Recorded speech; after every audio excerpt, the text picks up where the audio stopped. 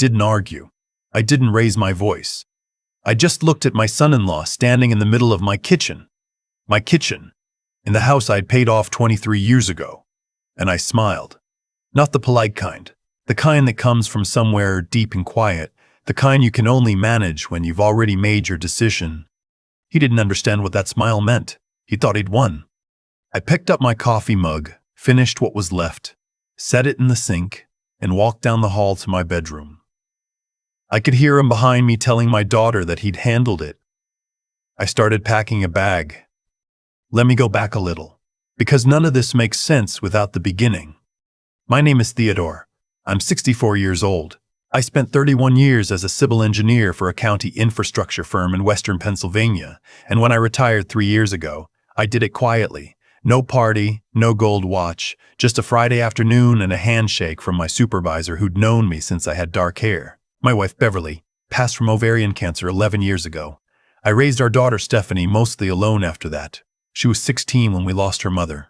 I was there for every hard year of it, the grief, the anger, the college applications I helped her fill out at the kitchen table, the U-Haul I drove to Columbus when she got her first apartment. I was proud of her. I still am, in some complicated way I haven't fully sorted out. She met her husband at a work conference in Atlanta. I'll call him what I called him for 4 years, my son-in-law. I never warmed to that word with him, and eventually I understood why. He was the kind of man who spoke in certainties. Every sentence landed like a verdict. He had opinions about things he'd never studied, and corrections for people who'd spent their lives in the room. The first Thanksgiving he came to my house, he told me my pot roast was cooked correctly but lacking ambition. I laughed. I thought it was a joke. It wasn't. They got married in 2019. Small ceremony, nice venue outside of Pittsburgh. I paid for most of it.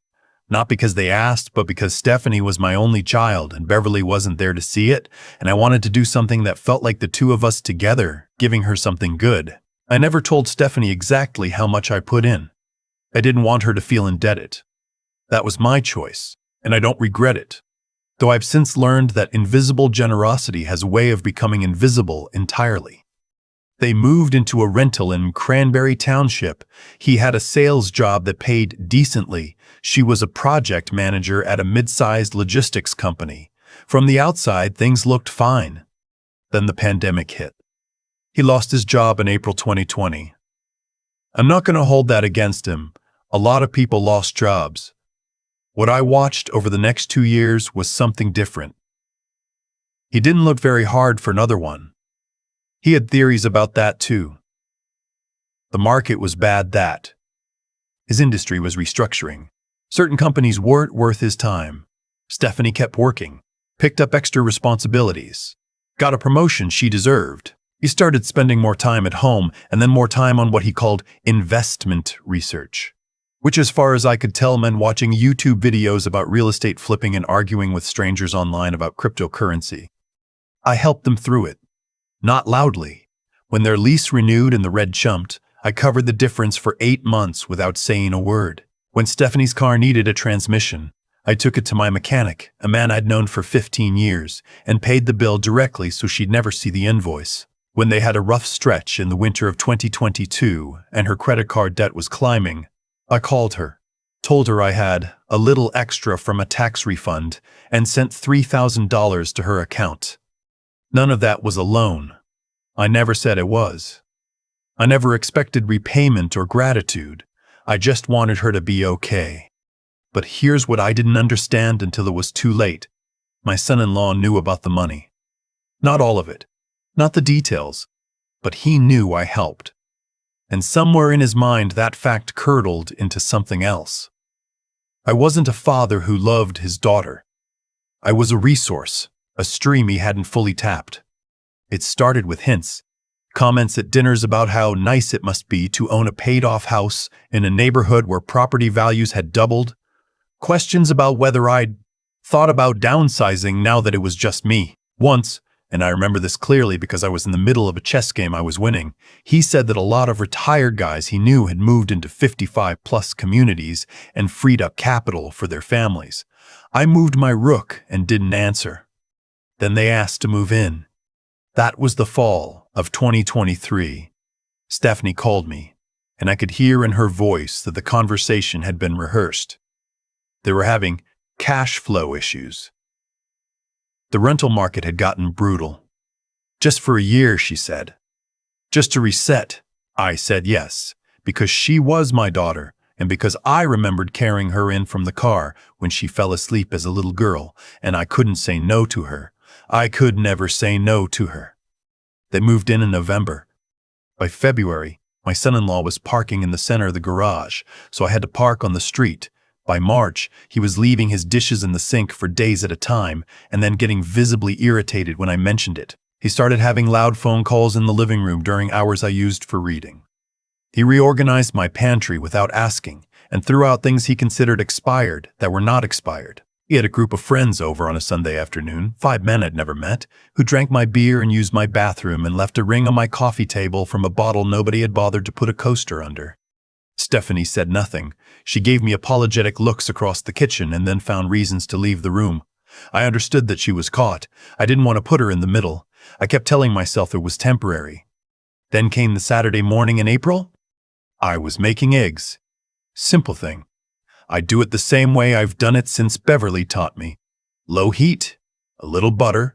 You pull them before they're fully set and they finish on the plate. My son-in-law came downstairs, looked at what I was making, and said I should really learn to use a higher temperature because that method takes forever and the texture is wrong.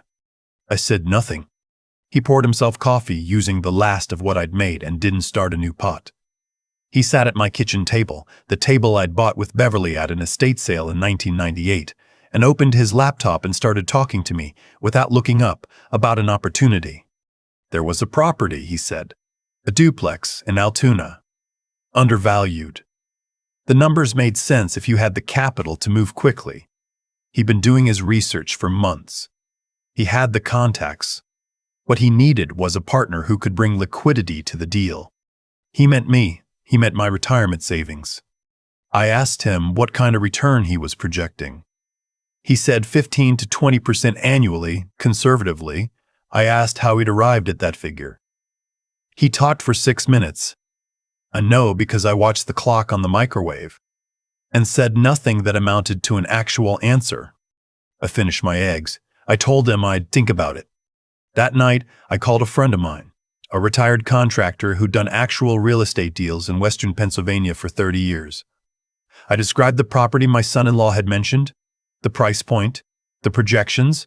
There was a pause on the line, and then my friend said very kindly, "Theo, that building had a foundation issue flagged in 2021, and the rental market in that zip code has been flat since 2019. If someone's calling that undervalued, either they don't know what they're looking at or they're hoping you don't." I thanked him. I hung up. I sat in my study for a long time. The next week, when my son-in-law brought it up again, I told him I'd looked into it and it wasn't for me. He didn't take that well. He pushed back. He said I was being overly conservative and that I didn't understand how modern investment vehicles worked. I told him carefully that I'd built a financial position over 31 years by understanding risk and that I was comfortable with my assessment. He said, and these are the words I will not forget, that it was a shame I was going to let fear keep me from doing something meaningful for my family. I looked at him. I said, "Good night." 3 days later, Stephanie came to me with the proposition that changed everything. She looked uncomfortable. She kept starting sentences and stopping them. Finally, she said that things had been tense and that she and her husband had been talking, and they felt that the living arrangement would work better if I was willing to contribute more to the household. I asked what that meant. She said it would help if I took on more of the domestic responsibilities, cooking dinners on weeknights, handling the cleaning schedule, managing grocery runs, since I was home more, and they were both working. I was quiet for a moment, then I asked if she was saying she wanted me to keep house for her and her husband in my own home. She said she knew how that sounded, but it really was just about balance, about everyone contributing, about making the situation sustainable. I asked what her husband contributed. She said he was working on the investment portfolio, which was going to benefit everyone in the long run. I asked if the investment portfolio paid utilities. She didn't answer that. I told her I needed to sleep on it. I didn't sleep. I lay in the dark in the bedroom where I'd watched Beverly take her last breaths, where I'd cried alone for a year afterward, where I'd rebuilt myself piece by piece into someone who could still show up for his daughter. And I made a decision. In the morning, I called my attorney. I had a will and a trust already in place, set up after Beverly died, but I'd never fully activated the trust structure. I spent 2 hours on the phone with him going through options. I also called my financial advisor and made some adjustments to how my accounts were titled and who had access to what. Then I packed a bag. Not everything, just what I needed. I have a brother in Harrisburg, Leonard, 71, retired school teacher, the most decent man I know, and I'd already called him the night before. He said, "Come whenever." His guest room was mine. I came downstairs with my bag. My son-in-law was at the kitchen table. My daughter was getting ready for work. He looked at the bag and said with genuine confusion, "Where are you going?" I said I was visiting my brother for a while. He said, "For how long?" I said, "I'm not sure." There was a beat where I could see him recalibrating. Then he said, and the entitlement in his voice was almost impressive, that we hadn't finished the conversation about the household arrangement, and that it wasn't really fair to just leave without resolving things. I looked at him for a moment. Then I said, "I own this house. If you need me, call. I'll let you know when I'm coming back." I didn't raise my voice. I didn't slam the door. I smiled. Same smile as before. I drove to Harrisburg, listening to a baseball game on the radio. It was a Tuesday. The weather was cool and clear, and somewhere around the halfway point, I realized I was breathing easier than I had in months. I let the phone ring. Leonard made pork chops for dinner that first night and didn't ask me a single question about what had happened. We watched the news and argued about a local election, and he fell asleep in his armchair at 9:30 like he always does. And I sat in the quiet of his kitchen and drank a glass of bourbon and felt something loosen in my chest. My daughter called 11 times the first day. I let them all go to voicemail. She sent texts. I read them but didn't respond. Not because I wanted to hurt her, but because I knew that if I engaged before I was ready, I'd either say something I'd regret or I'd be talked back into something I'd already decided. By day 3, her husband had called twice. Short messages, businesslike, something about needing to clarify the timeline for the property. I didn't listen to them more than once. On day 5, Stephanie left a voicemail that was different from the others. No logistics, no questions about when I was coming back. She was crying. She said she didn't know where things had gone so wrong. She said she missed me. She said she was sorry for the conversation she'd had with me about the housework, that she'd been saying what she'd been told to say, and she knew it was wrong as she was saying it. I listened to that message 3 times. I called her back on day 7. We talked for almost 2 hours. I didn't perform. I didn't lecture. I told her the truth about how the past months had felt, not as an accusation, just as a fact, the way you describe weather. I told her about the car repair, about the rent, about the credit card money. I didn't tell her to feel guilty. I told her so she'd understand that when I helped because I loved her, not because I expected to become household staff in my own home. She was quiet for a long time after that. Then she said, "Dad, I didn't know about the car. I thought your mechanic did it as a favor." I said, "I know you didn't." She asked me what I wanted. I told her I wanted to come home to my house, as the owner of my house, with basic respect as a non-negotiable. I told her I loved her husband, about as much as I could love someone who told me my pot roast lacked ambition, but that if he was going to live in my home, he was going to live by my standards. And I told her that the investment conversation was permanently closed. She said she understood. She said she'd handle it. I believe she meant it. I also know there's only so much anyone can handle in a marriage they built their life around. I wasn't naive about that. What happened next, I didn't engineer. I want to be clear about that because it matters to me. My son-in-law, apparently sensing that the dynamic had shifted and perhaps that the financial runway he'd been counting on had changed shape, got aggressive. He went to a hard money lender, the kind that charges 18% on short-term loans, and tried to close the Altoona deal on his own. The deal fell apart in due diligence. The foundation issue came out. He was in default within 60 days. The debt collection situation became very loud and very visible very fast. My daughter called me on a Thursday afternoon, voice flat and careful, and told me what had happened. I didn't say, "I told you so." I've never found those words satisfying. I asked her how she was. She said she didn't know yet. I asked if she needed anything. She said she might need to talk to an attorney. I gave her the name of mine. I came home in early June.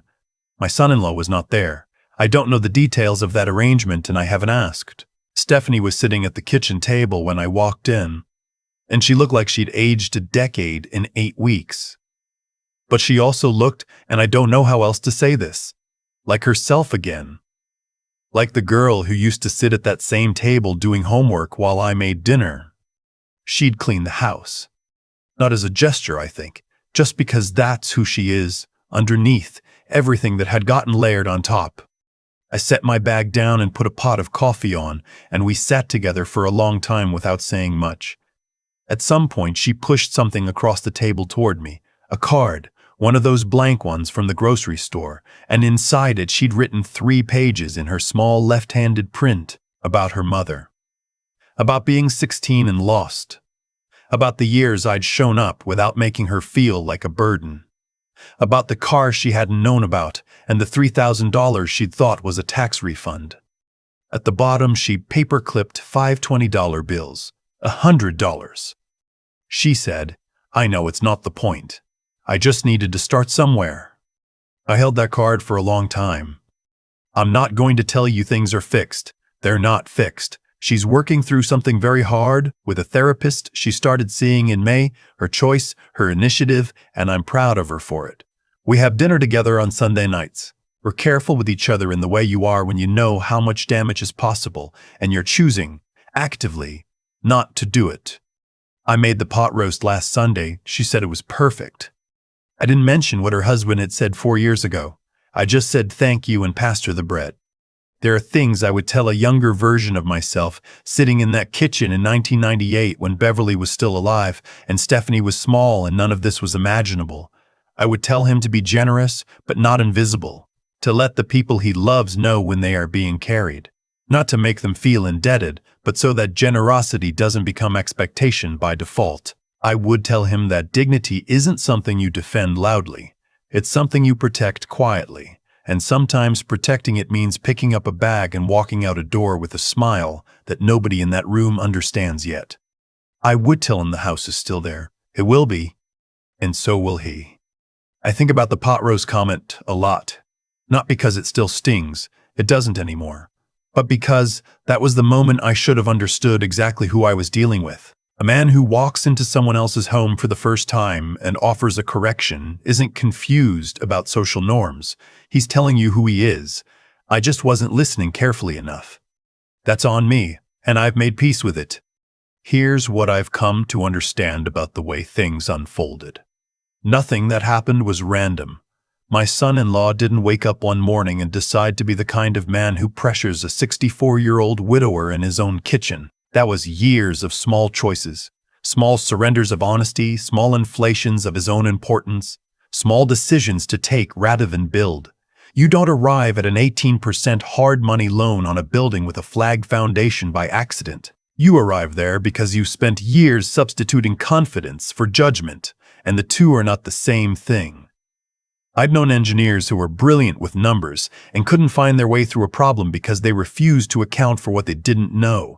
He was like that, smart enough to be dangerous, not wise enough to know the difference. And Stephanie, my daughter. I've spent a lot of time being honest with myself about my role there too. I loved her so much after Beverly died that I made myself invisible in the loving. I paid for things without explaining why. I absorbed difficulties without naming them. I thought I was protecting her from feeling like a burden. But what I was actually doing was teaching her without meaning to that I had no needs of my own. That I was a resource, not a person. You can love someone completely and still teach them the wrong thing about what love looks like. That's a hard thing to sit with. I sit with it anyway. What saved us, what I believe saved her, was that she still had something intact underneath everything. She knew, somewhere, that what she'd said to me about the housework was wrong while she was saying it. That's not nothing. That's actually everything. You can work with someone who knows they've gone wrong even when they can't stop themselves yet. You cannot work with someone who has genuinely decided that wrong is fine. Leonard said something to me during those 11 days that I keep coming back to. He said, the people who take from you without gratitude are counting on you to feel too guilty to name it. He wasn't talking about my son-in-law specifically. He was talking about a pattern he'd seen his whole life, in his students, in his own family, in the world. And he was right. The guilt I felt when I picked up that bag.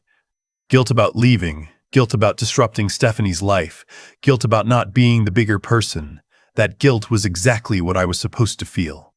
It was load-bearing. Without it, the whole arrangement falls apart. I put it down.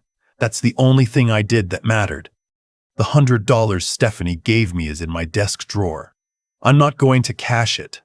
Not because I'm making a point. She knows I'm not. But because it's already done what it needed to do.